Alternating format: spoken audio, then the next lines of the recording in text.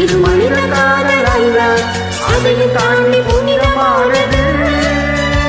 அபிராமியே காலாட்டு சாமியே நான் தான தெரியுமா? சிவகாமியே சிவனில் நீயும் பாதியே அதுவும் உனக்கு புரியுமா? சுபலாலி லாலியே லாலி லாலியே அபிராமி லாலியே லாலி லாலியே அபிராமியே காலாட்டு சாமியே நான் தான தெரியுமா? உனக்கு புரியுமா?